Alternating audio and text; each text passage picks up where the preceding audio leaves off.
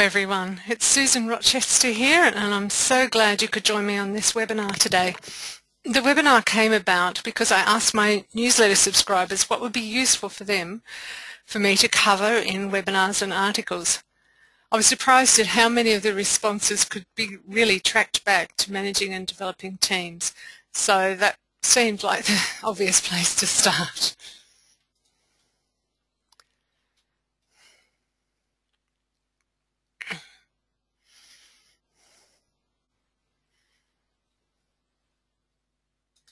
So, what are we going to cover today? During the webinar, after we've had our introduction, I'm going to start off by talking about what I believe makes a great team, and then we'll move on to my 3 simple steps for making your good team great. We'll talk a bit about your team action plan for improving your team and what you can do if you have questions. But before we launch into the body of today's webinar, I wanted to spend a little bit of time just telling you a bit about me and why I came to be doing this in the first place. Those of you who have known me for a while will know that I've worked in many industries and in all sorts of teams over the years. And obviously during that time I've been involved in some teams that weren't really working so well. And quite often I'd get called in where there were problems with a particular team member and where we had to have that serious performance discussion. I can say that for me there's nothing more nerve-wracking, energy draining or frustrating than those meetings. I hate them with a passion. And so to feel that I could go forward doing something good and something proactive for my clients, I needed to find different ways to operate. And that's what we'll be talking about today. So what I've learned is what I'm about to share with you now. If you have a team in place and you want them to excel, or if you're about to start your first team, you've come to the right place. Now obviously I'd like to tell you everything I know about teams, but that's just not going to be possible in the time we have today. So I'm going to provide you with some ways of, I guess, tapping into my personal data bank to help your team. So, let's start. The first question I wanted to ask is, what makes a great team? This is obviously good to have this in mind as we talk about making your good team great. This is a team that I belong to at the moment. This is my mastermind group, and I would have to say that we're a great team, and we share many of the characteristics that are typical of highly functioning teams. And here are those characteristics. A team must first of all have a common goal, something that everyone's working towards. Communication comes up time and time again as being important to teams, and there are of course different types of communication, and ideally within your dream team people are going to communicate well with each other. They're also going to commit to the team and the outcomes the team is trying to achieve, and as part of that they'll be cooperating, collaborating with each other. There will be rewards for working well together as a team, and probably celebrations of your victories and possibly some shared mourning of things that don't go right. A dream team will have clear expectations regarding what they're working towards, but also about the behaviour that's expected within the team. People in a dream team are there because they choose to be, and this is where the aspect of choice comes in, which we'll see later is quite important in terms of maintaining your dream team. Your dream team, you would want it to be made up of competent individuals. You would also need to set out levels of control within your team. How much control does the individual have over their work? How much control does the team have over its outcomes? And all of this ties together into what leadership is provided for the team. And I know most of you are listening today because you're in that leadership role. And congratulations for coming here to learn more. So while I was putting the webinar together, I decided to do a bit of a straw poll and find out what others thought was important for a great team. So I set up a poll on LinkedIn and invited people to vote, and these are the results that we had. So the question I asked was, what is most important for a great team? For 40% of people who responded, a shared vision or goal was most important. For 33%, good communication was most important. And for the remaining 27%, a strong leader was viewed as most important. And there was a lot of variation across gender and roles and the business size, which will keep me going on a few articles to come, I think. For example, good communication, 100% of people working in marketing believed good communication was most important. On the other hand, people responsible for business development believed a strong leader was the most important for a great team. So we all have different perceptions of what's going to be most important. I also put the question out there on Twitter to see what response I'd get. And the one I liked the best was this one. A great team is made up of people who want to be here or be there on the team. A great definition, I thought, goes back to what I was just saying about choice. So in your workplace, we're going to be talking now about what it takes to make your good team great. And by great, obviously we mean they're working together productively, and that's without your immediate control. Okay, so my 3 steps are, first of all, the design, and then you combine, and then refine. Let's start at the beginning, funnily enough. Okay, so design is probably the most important step for both existing and future teams. You know, when an Australian sporting team isn't doing all that well, quite often we get the selectors are the ones who get the blame. And I think that really demonstrates just how important this step is. In terms of business, why is it so important? Well, I think that's well summed up in this quote from Michael Gerber, who wrote The E-Myth, or The E-Myth Revisited. This is a very pertinent quote, which I like to keep in mind. The whole reason for having a team is so that your business won't depend solely on you. I'm sure you'd agree. What is going to happen if you don't get this step right? Well, basically, you're going to cost yourself time and money and energy and a whole lot of other things that may not be in great supply. So in your business, can you afford that? I'm guessing the answer is no. But often when we go to make changes to get the team that we want, it's just a matter of not really knowing where to start. So to make that easy, I'd suggest the best way to begin your design process is by asking yourself this question. What would it take for your team to be complete? What is your team going to need to achieve what you want it to achieve? So if we break that down a bit further, you're really looking and describing and defining the skills you need in the team. Remember, we said a team needs to be competent. Also, and probably equally important, or almost as important, are the beliefs, values and attitudes of the people in your team. So what I would suggest is that when you're answering that question, you put together a list. What are the skills we need? What attitudes do we need?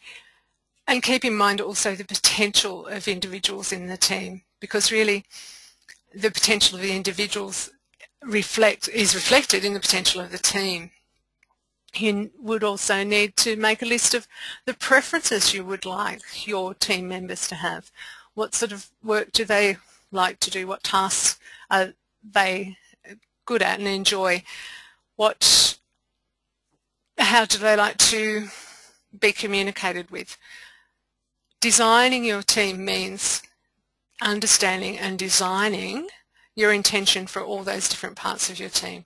And then finally, and probably most important to any team if it's going to function well, is the relationships. So you can, in your mind now, get the feeling and describe for yourself the sorts of relationships that you would like people in your team to have.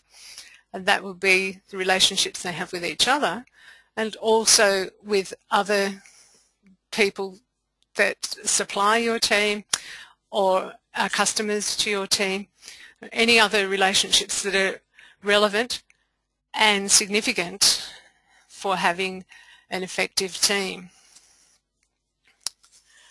Okay. Our second step is combine. And this is where you're going to take the results of your design process and analyse how that relates to your current team.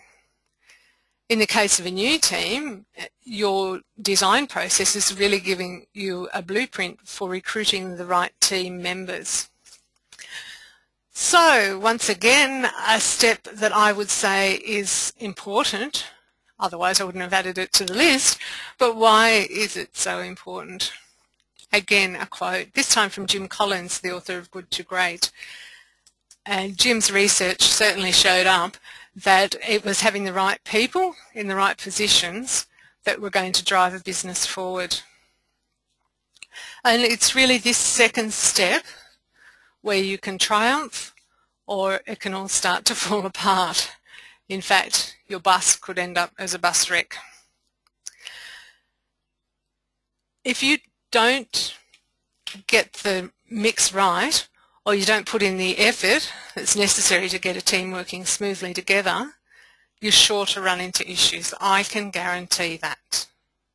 That's one thing in life I can guarantee. So what are some of the common warning signs that might pop up for you with your team members if things haven't been working well in the combination phase? We often get people who are not committed to turning up on time. You may find that team members avoid challenges. You may also find that you get complaints about management, other members of the team, the job, you know, the whingers. We've all heard them, unfortunately. And you may find that mistakes and problems are blamed on others.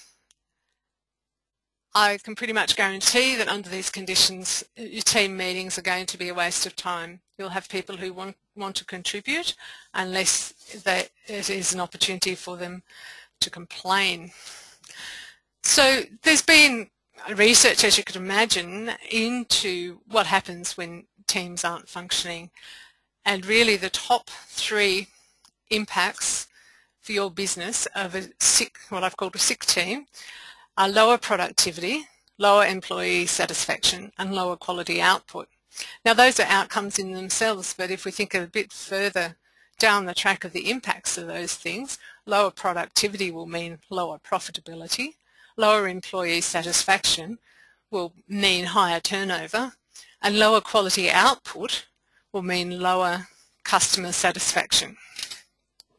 All pretty stark results, I think, if you've got this step wrong. Now, a lot of businesses, when these issues arise, the common response is to book the team in for some team building activity or a retreat or a challenge like this one, building a tower out of marshmallows and spaghetti sticks. Now, in my experience, your typical team building challenge is great for getting out of the office and having some fun together. But what they're not great for is creating lasting change. And that's because they typically are focused on the group as a whole and not upon individuals.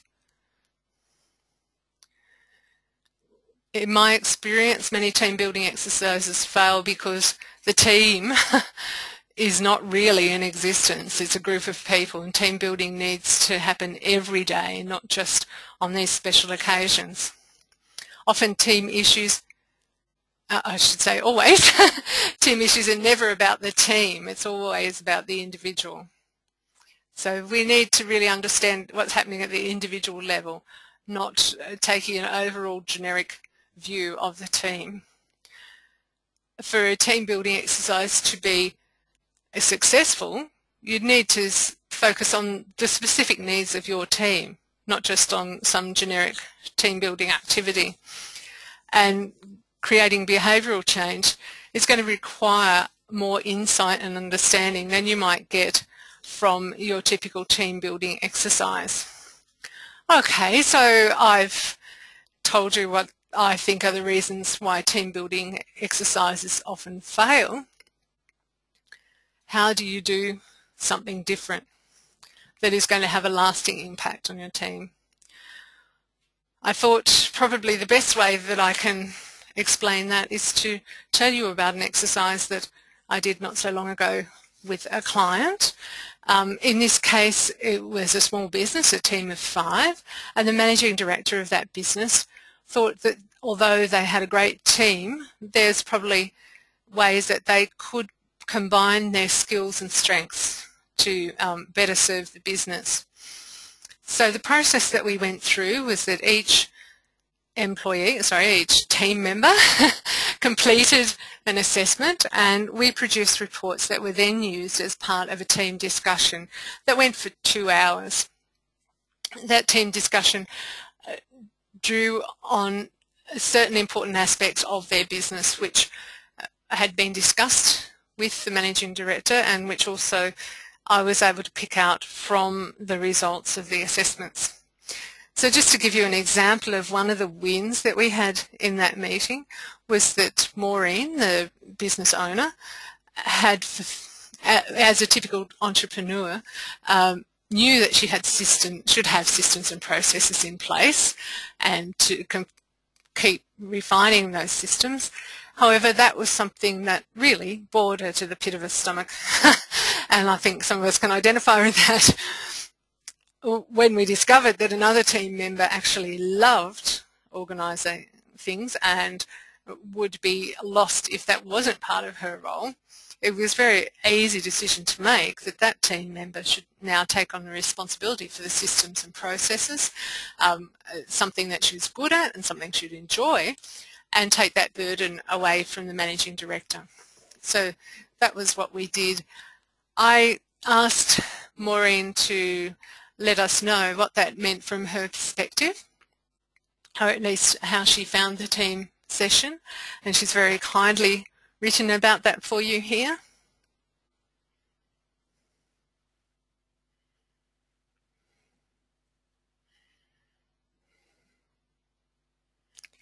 You'll notice that one of the issues mentioned is communication, and of course that is a biggie when it comes to talking with teams. So I'd just like to show you briefly how we can use the results of the assessment to help build team communication. This is an example of one of the quadrants that we get in a report, which is called the Team Paradox Report. And you can see here for communication, it's a combination of how diplomatic you are and how frank you are. The ideal being the balance in the top right-hand quadrant. So the team in this example, and it's not the team that we were just talking about, you can see there's quite a mixture of communication styles there. I won't spend too much time on it, but if you look at number B, letter B, we can see that that person prefers to avoid communication and not particularly strong on either diplomacy or frankness. And for a team that can be difficult, especially if it means that you're missing out on that individual's input and their skills, their experience, etc., and the input into decisions.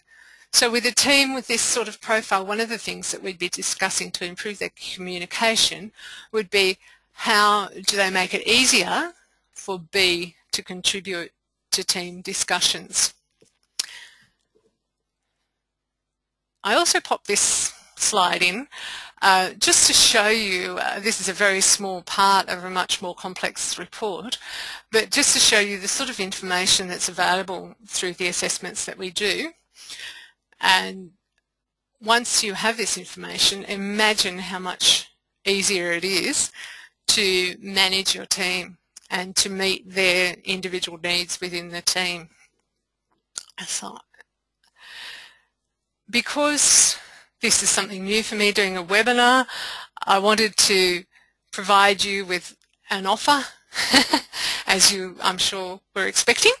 And in association with the webinar today, our offer is that we will do for you a team health check, which is an anonymous online survey for all your team, and a written analysis report you'll receive with all the results, a 1-hour debrief with me, either over the phone or face-to-face, where we'll work out an action plan for your team improvement.